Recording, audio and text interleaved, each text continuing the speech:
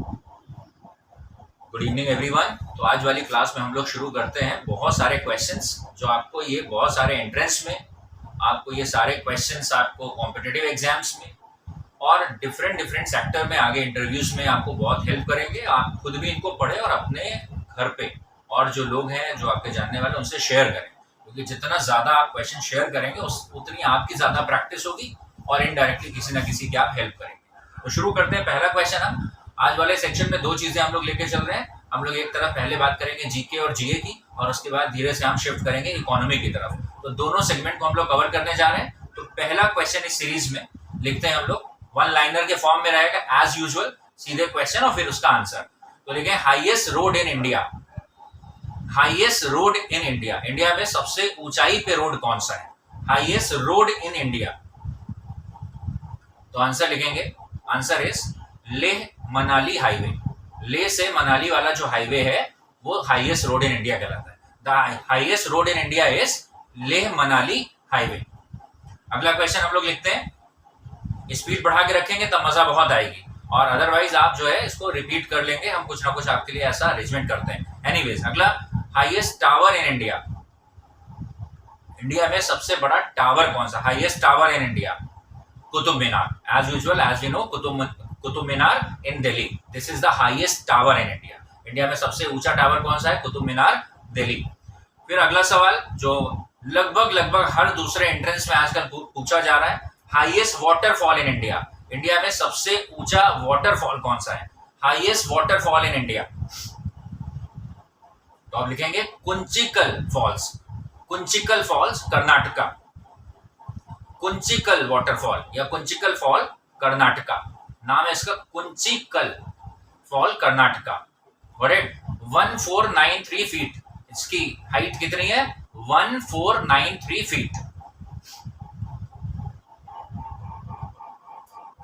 फिर widest waterfall in India. Widest, अभी बात हो रही थी, हम लोग बात कर रहे थे हाईएस्ट वाटरफॉल, वो कुंचिकल कर्नाटका था।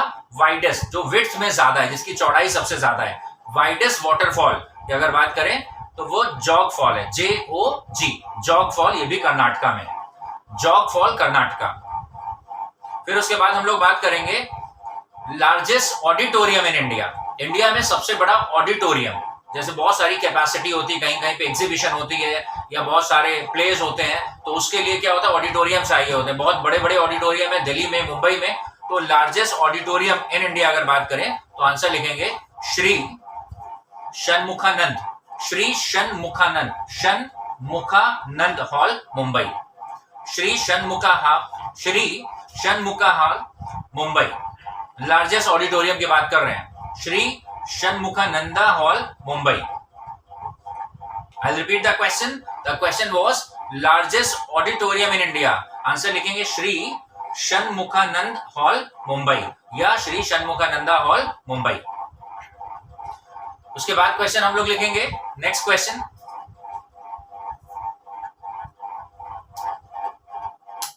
नेक्स्ट क्वेश्चन हम लोग लिखेंगे, next question is largest botanical garden. India में सबसे बड़ा बॉटेनिकल गार्डन कहां है? लार्जेस्ट बॉटेनिकल गार्डन इन इंडिया। तो आंसर लिखेंगे इसका नेशनल बॉटेनिकल गार्डन, कोलकाता। बहुत बार पूछा गया सवाल, लार्जेस्ट बॉटेनिकल गार्डन इन इंडिया। इंडिया का सबसे बड़ा बॉटेनिकल गार्डन कहां है? तो नेशनल बॉटेनिकल गार्डन, कोलकाता। फिर उसके बाद हम लोग लिखेंगे largest cave. Largest cave in India. India में सबसे बड़ी गुफा कौन सी है? तो डेफिनेटली हिंदू माइथोलॉजी के लोग फॉलो करते हैं Amarnath cave. Largest cave in India is Amarnath cave, near Jammu Kashmir.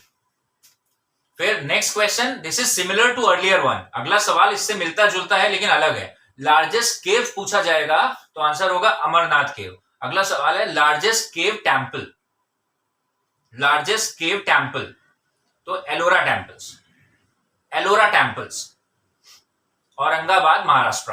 Largest cave Amarnath और largest cave temple Ellora temples, Aurangabad, Maharashtra. Next question हम लोग बात करेंगे largest church in India. Largest church in India, India में कहां पे सबसे बड़ा चर्च है? तो ओल्ड गोवा में है saint cathedral. Saint cathedral old Goa. India में सबसे बड़ा अगर बात करें चर्च कहां पर है, सेंट कैथेड्रल ओल्ड गोवा में। ये पणजी से, गोवा की जो कैपिटल है पणजी, उससे 10 किलोमीटर अवे है। फिर हम लोग बात करें लार्जेस्ट डेल्टा इन इंडिया। इंडिया में डेल्टा रीजन सबसे बड़ा कहां पर है, लार्जेस्ट डेल्टा इन इंडिया, तो सुंदरबन, वेस्ट बंगाल में है सुंदरबन। 75,000 स्क्वायर किलोमीटर डेल्टा यहां पर है, delta region. Largest delta region in India Sundarban, 75,000 square kilometre. फिर हम लोग बात करते हैं लार्जेस्ट डेजर्ट इन इंडिया। तो कहां पर इंडिया में सबसे बड़ा रेगिस्तान है, लार्जेस्ट डेजर्ट इन इंडिया, तो उसको हम लोग बोलते हैं थार, THAR, थार राजस्थान, थार राजस्थान। अच्छा, अब एक और बढ़िया सवाल, largest district in India area wise. India में कौन सा जिला है जो एरिया के हिसाब से सबसे बड़ा है, largest district in India area wise. तो इंडिया में सबसे बड़ा डिस्ट्रिक्ट एरिया वाइज कौन सा है, तो कच्छ डिस्ट्रिक्ट, गुजरात में है Kutch. Largest district area wise Kutch district Gujarat में है। फिर largest dome in India, DOME, गुंबद, लार्जेस्ट डोम इन इंडिया, तो Gol Gumbaz, BAZ, Gol Gumbaz, Bijapur Karnataka. Largest dome in India, Gol Gumbaz, Bijapur Karnataka. Next, largest dam in India. India में सबसे बड़ा डैम कौन सा है, लार्जेस्ट डैम इन इंडिया, तो हीराकुंड डैम, महानदी रिवर, ओडिशा। 3-4 सवाल छुपे हुए हैं इस पे। Largest dam in India, Hirakud dam, कहां पर है, ओडिशा में है। कौन सी रिवर पे बना हुआ है, तो महानदी पे बना हुआ है। लॉन्गेस्ट डैम अगर बात करें, ठीक है, तो Hirakud dam, Mahanadi, Odisha. Longest glacier, तो इस पे वॉर हुई थी, जानते हैं, पाकिस्तान के साथ में, तो सियाचिन ग्लेशियर। लॉन्गेस्ट ग्लेशियर कौन सा है, सियाचिन ग्लेशियर। फिर लॉन्गेस्ट नेशनल हाईवे, जो NH होते हैं, national highway, longest national highway in India. India में सबसे लंबा नेशनल हाईवे कौन सा है, NH44, नेशनल हाईवे 44। ये लेंथ वाइज सबसे बड़ा है, श्रीनगर से कन्याकुमारी तक, NH44, श्रीनगर टू कन्याकुमारी। इस पे हैश लगा लेंगे, इसके ऊपर 1-2 सवाल और भी बन सकते हैं कंट्राडिक्टरी। तो लॉन्गेस्ट नेशनल हाईवे NH44, और ये कहां पर अगर बात करी जाए, श्रीनगर से कन्याकुमारी तक का रूट कवर करता है। अभी रिसेंट एडिशन हुआ है क्वेश्चंस का, longest passenger train route. Longest passenger train route India में कौन सा है, तो अगर इसकी बात करें तो ये कौन सी ट्रेन कवर करती है, उसका नाम है विवेक एक्सप्रेस, और ये रूट कौन सा है वो भी बात करते हैं। तो ये विवेक एक्सप्रेस कवर करती है, और जो रूट है डिब्रूगढ़ से लेकर कन्याकुमारी तक, डिब्रूगढ़ आसाम में है, डिब्रूगढ़ से लेकर कन्याकुमारी तक का ये जो रूट है, ये लॉन्गेस्ट पैसेंजर ट्रेन रूट है इंडिया में, विवेक एक्सप्रेस ट्रेन का नाम है। और जो डेस्टिनेशन कवर करती है डिब्रूगढ़ से लेकर कन्याकुमारी तक, 4286 किलोमीटर का डिस्टेंस कवर करती है, 4286 किलोमीटर का डिस्टेंस कवर करती है। फिर longest railway bridge in India. India में सबसे लंबा रेलवे ब्रिज, ये न्यूज में भी काफी रहा है, हाईलाइट रहा है last to last year. Longest railway bridge in India, answer is Bogibeel bridge, BOGIBEEL, Bogibeel bridge, Brahmaputra river. और लगभग देखा जाए ये जो ब्रिज है 5 किलोमीटर का है, length wise this is somewhat 5 kilometres in length. Longest railway bridge अगर बात करें, Bogibeel bridge on Brahmaputra river, Brahmaputra river पे है, और इसकी लेंथ है 4990 metres, 4940 metres, 4940 metres, somewhat 5 kilometres length है। Next, longest railway platform in India. Longest railway platform in India, Gorakhpur railway station. Longest railway platform in India, Gorakhpur railway station. In fact also world's longest railway station this one is, और ये world का भी सबसे लंबा railway station है। एक station की बात हो रही है, लगभग अगर देखा जाए तो ये 1.5 किलोमीटर लंबा railway station. Longest river as we know the holy Ganges, मतलब the river Ganga, 2525 kilometres length है। Longest river in India 2525 kilometre, the holy Ganges means Ganga river की बात हो रही है। The deepest river valley, deepest सबसे गहरी रिवर वैली कौन सी है? The deepest river valley in India, तो जहां पे दो नदियां मिल रही होती है और वहां पे वैली क्रिएट हो रही है, तो वहां पर Bhagirathi and Alaknanda, Bhagirathi and Alaknanda. Next question is again very interesting. Longest river without delta, वो रिवर जो डेल्टा फॉर्म नहीं करती है। Longest river without delta, Narmada and Tapti. Longest river without delta, Narmada and Tapti.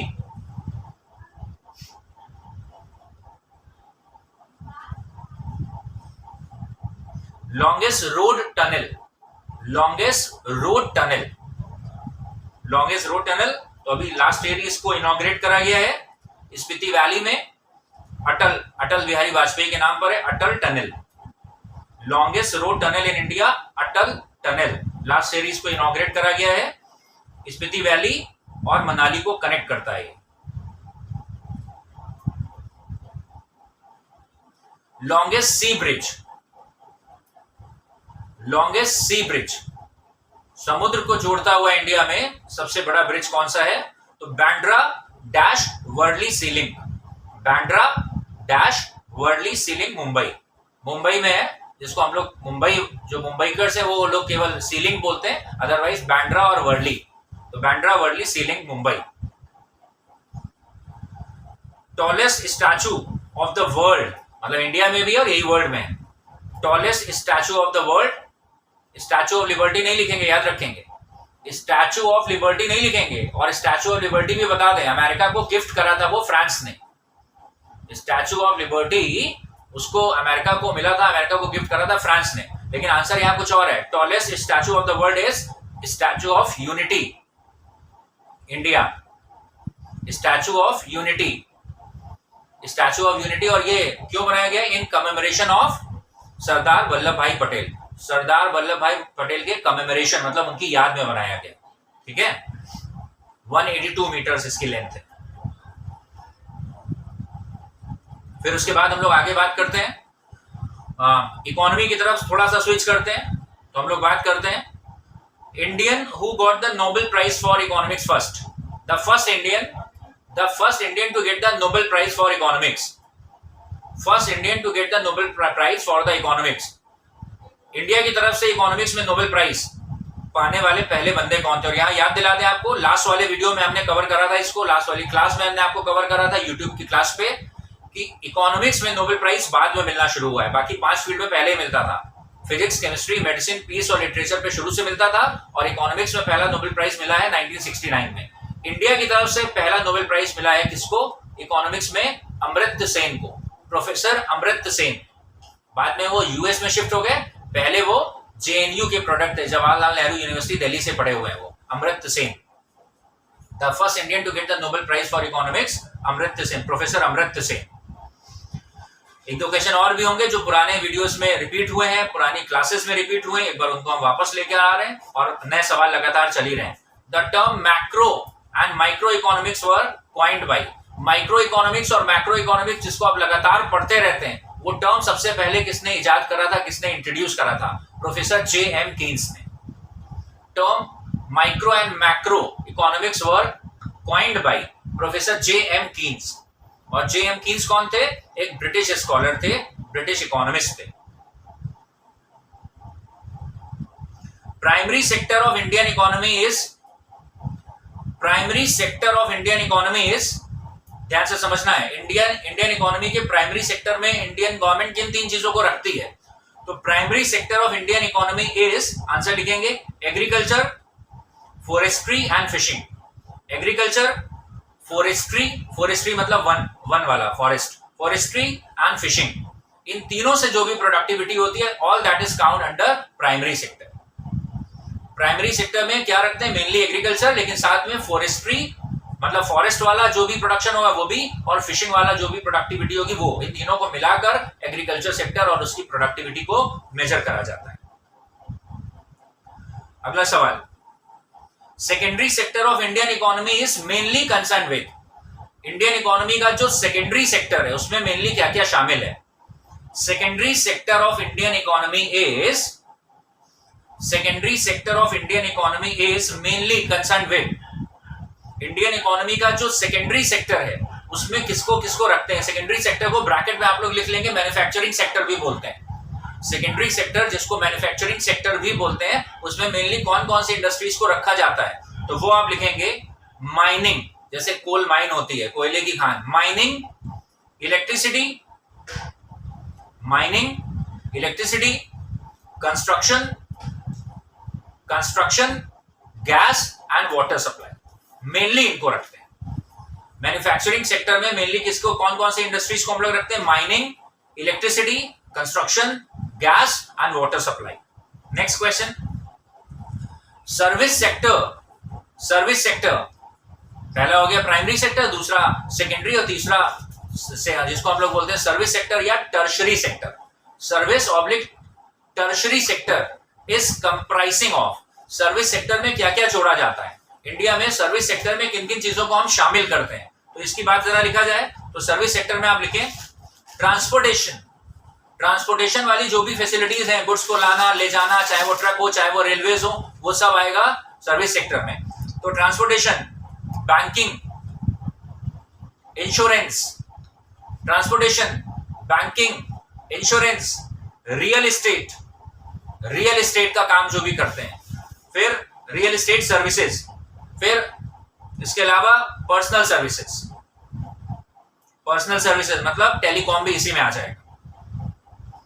फिर next question, the largest share of India's national income, the largest share of India's national income in terms of GDP, the largest share of India's national income in terms of GDP contribution, largest share of India's national income, India की national income में सबसे बड़ा share in terms of GDP contribution comes from service oblique tertiary sector. यही ध्यान रखेंगे कि India में जितनी भी नेशनल इनकम या जीडीपी होता है उसका सबसे बड़ा कंट्रीब्यूटर कौन है? सबसे बड़ा कंट्रीब्यूटर है टर्शरी सेक्टर। और खास बात है कि इंडिया की आजादी के 73 इयर्स में, 74 इयर्स में यही सबसे बड़ा चेंज हुआ है। At the eve of independence, आजादी की शाम को, आजादी के आसपास इंडियन इकोनॉमी में अगर देखा जाए तो टर्शरी या सर्विस सेक्टर ना के बराबर था, और आज इंडिया के जीडीपी का अकेले लगभग 60%, इंडिया की इनकम का लगभग 60% अकेले सर्विस या टर्शरी सेक्टर का contribution. Which sector provides, next question, which sector provides largest employment in Indian demography, to the Indian demography? Which sector provides largest employment in India? India में कौन सा sector ऐसा है प्राइमरी, सेकेंडरी और tertiary में जिसमें सबसे ज्यादा लोगों को जॉब मिलता है? तो यहां आंसर होगा प्राइमरी सेक्टर। याद रखेंगे अंतर है दोनों में। पहले वाला सवाल था कि इंडिया की नेशनल इनकम में सबसे ज्यादा शेयर किसका है? इनकम में सबसे ज्यादा शेयर है टर्शरी या सर्विस सेक्टर का, लेकिन सबसे ज्यादा लोग कहां पर एम्प्लॉयमेंट में है, सबसे ज्यादा लोग कहां पे जॉब में है? तो वो प्राइमरी सेक्टर में ही है। प्राइमरी सेक्टर मतलब वही खेती बाड़ी, एग्रीकल्चर, फॉरेस्ट्री, वन वाली चीजें या फिर फिशिंग वाली चीजें। सबसे ज्यादा लोग आज भी वहीं पर एम्प्लॉयड हैं। कुछ और क्वेश्चन हम लोग कवर कर लेते हैं यहां पर। तो हम लोग बात करते हैं India opted for mix economy in which year? Mix economy का मतलब होता है जहां पर पब्लिक सेक्टर और प्राइवेट सेक्टर एक साथ काम करे, जहां पर सोशलिस्ट और कैपिटलिस्ट इकोनॉमी दोनों के सिम्टम एक साथ, दोनों के कैरेक्टरिस्टिक एक साथ देखें। तो India opted for mix economy in, India ने खुद को मिक्स इकोनॉमी बनाने का डिसीजन कब लिया? इन 1948। India opted for mix economy in 1948 industrial policy. 1948 में इंडिया की पहली पोस्ट इंडिपेंडेंस जो पहली इंडिया की इंडस्ट्रियल पॉलिसी आई थी 1948 में, इंडस्ट्रियल पॉलिसी, उसमें इंडिया ने डिसाइड करा था कि कुछ बिजनेसेस ऐसे होंगे जो गवर्नमेंट ओन करेगी, कुछ बिजनेसेस ऐसे होंगे जो प्राइवेट सेक्टर ओन करेगा। तो जो गवर्नमेंट ओन करेगी वो पब्लिक सेक्टर बनेगा, जो प्राइवेट सेक्टर ओन करेगा वो प्राइवेट सेक्टर ओन करेगा, लेकिन दोनों एक साथ चलेंगे, इसलिए इसको बोला गया mix economy. So India opted for mix economy in 1948 industrial policy. उसके बाद अगला सवाल बेहतरीन सवाल है, ये सारे पीसीएस के एग्जाम में भी और बाकी कंपटीशन में आपको दिखेगा ही दिखेगा, एंट्रेंस एग्जाम में दिखेगा ही दिखेगा। ये सीए फाउंडेशन में भी आ चुका है इकोनॉमिक्स वाले पोर्शन में। National income estimates are made by which agency और ऑर्गेनाइजेशन। इंडिया में नेशनल इनकम का कैलकुलेशन कौन सा संस्था करती है? तो national income estimates in India are prepared by CSO, central statistical organisation. Central statistical organisation नाम है, ये इंडिया में नेशनल इनकम को या जीडीपी को कैलकुलेट करने का काम करती है।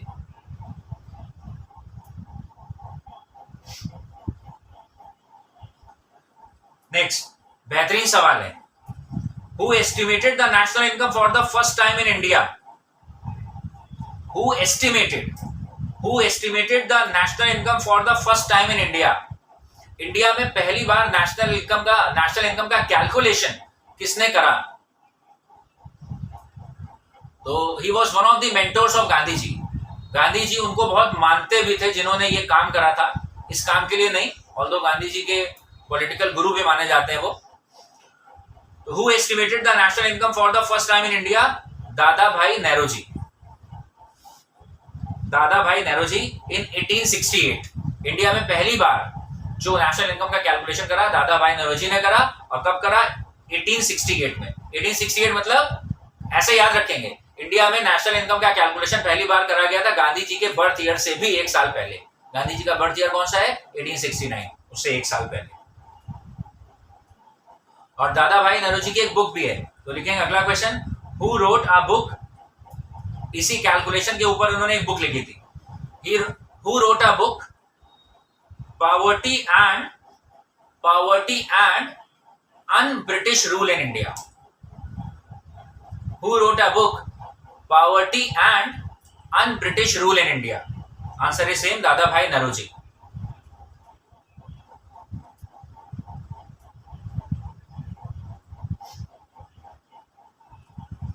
कुछ क्वेश्चंस हम लोग अभी और कवर करते हैं आगे बढ़ते हुए।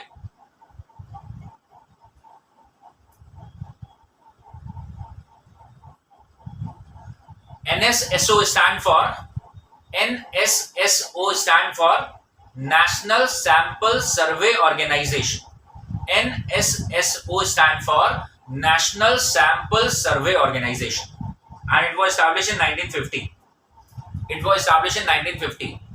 NSSO mainly national income calculate करता है CSO, लेकिन गवर्नमेंट के डेटा को कुछ मदद करने में ये ऑर्गेनाइजेशन भी हेल्प करता है CSO। नेशनल इनकम मेनली कौन कंप्यूट करता है? CSO। लेकिन एक और ऑर्गेनाइजेशन है नेशनल सैंपल सर्वे ऑर्गेनाइजेशन, जिसको कि स्टैब्लिश करा गया था 1950 में। ये भी नेशनल इनकम या गवर्नमेंट के स्टैटिस्टिकल वर्क में गवर्नमेंट को हेल्प करता है। अगला सवाल, the concept of economic planning in India is derived from? India में इकोनॉमिक प्लानिंग का कंसेप्ट कौन सी कंट्री से आया? The concept of economic planning in India, India में इकोनॉमिक प्लानिंग का कंसेप्ट कौन सी कंट्री से आया? रशिया से आया। इंडिया में इकोनॉमिक प्लानिंग का जो कंसेप्ट है वो रशिया से लिया गया, रशिया से।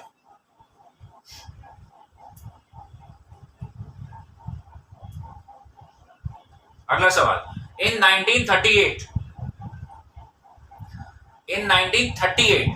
नेशनल प्लानिंग कमीशन, ध्यान रखना है, प्लानिंग कमीशन ऑफ इंडिया नहीं बोल रहे हैं। इन 1938, आजादी से पहले की बात है, इन 1938 national planning commission NPC was set up under the chairmanship of, National Planning Commission was established under the chairmanship of Pandit Jawaharlal Nehru.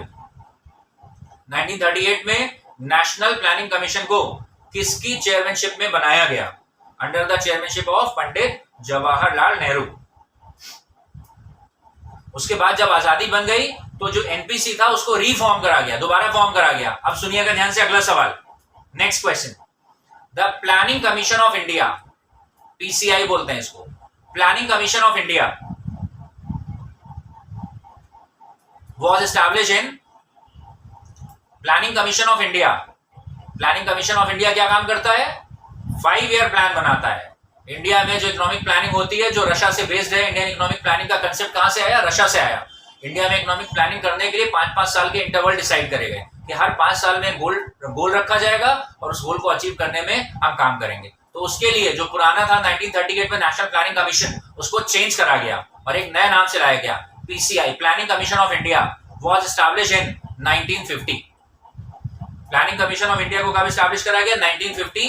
Exact date इसकी 15 मार्च 1950। और इसके चेयरमैन भी Jawaharlal Nehru was the first chairman of planning commission of India. He was the then sitting prime minister, वो उस समय के prime minister भी थे। और प्लानिंग कमीशन ऑफ इंडिया के पहले चेयरमैन भी कौन हुए? जवाहरलाल नेहरू। इनफैक्ट इंडिया में जितने भी प्राइम मिनिस्टर होते हैं वही प्लानिंग कमीशन ऑफ इंडिया के चेयरमैन होते हैं। और अभी लेटेस्ट का एक सवाल है जो कि पहले भी कवर कर चुके हैं, planning commission of India is now replaced by, answer is NITI Aayog. Planning commission of India is now replaced by, India में अब प्लानिंग कमीशन ऑफ इंडिया को रिप्लेस कर दिया है किसने? नीति आयोग ने 2015 में। Planning commission of India is now replaced by NITI Aayog, NITI, NITI Aayog, इन 2015। अगला सवाल, नेक्स्ट क्वेश्चन लिखोगे। Niti Aayog stand for national institute for transforming India. Niti Aayog stand for national institute for transforming India. एक और सवाल, how many 5 year plans have been introduced in India before Niti Aayog? NITI Aayog आया, उसने planning commission को बंद कर दिया। तो प्लानिंग कमीशन ऑफ इंडिया कैसे इकोनॉमिक प्लानिंग करता था? 5-5 साल पे, जिसको हिंदी में बोलते हैं पंचवर्षीय योजनाएं, जो अखबार में छपती हैं। तो before Niti Aayog how many 5 year plans have been introduced in India? India में कितने 5 ईयर प्लान आए? 12 5 year plan, answer is 12।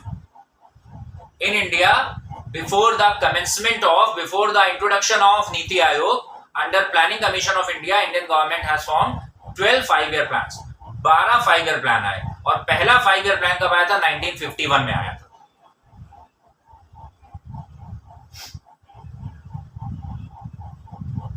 The latest census was done in census, CENSUS. The latest census मतलब जनगणना। The latest census was done in 2011. India में जो official calculation होता है जनगणना का, कितने लोग हैं कंट्री में, उसमें मेल फीमेल रेशियो कितना है, छोटे बच्चे इन्फैंट कितने हैं, उसमें से लिटरेसी रेट कितना है, कौन से स्टेट का लिटरेसी रेट सबसे ज्यादा है? केरला का। सबसे ज्यादा लिटरेसी रेट किसका? केरला का। कहाँ के लोगों का लिटरेसी रेट कम है, ज्यादा है, कितने बिलो पॉवर्टी लाइन, इन सबको बोलते हैं सेंसस, जनगणना। तो ये 10-10 साल के इंटरवल में होती है। तो रिसेंट में कब हुई थी? 2011 में। 2021 का अभी पेंडिंग है बिकॉज ऑफ दिस पेंडेमिक, अभी वो एग्जीक्यूट नहीं हो पा रही। तो आज के लेक्चर के लिए इतना ही रखेंगे। इस सबको आप प्रॉपर तरीके से नोट करिएगा और अपने जो भी फ्रेंड्स हैं उनको भी जोड़िएगा, उनके साथ भी क्वेश्चंस को आप शेयर करिएगा। Thank you for watching, thank you for listening, God bless.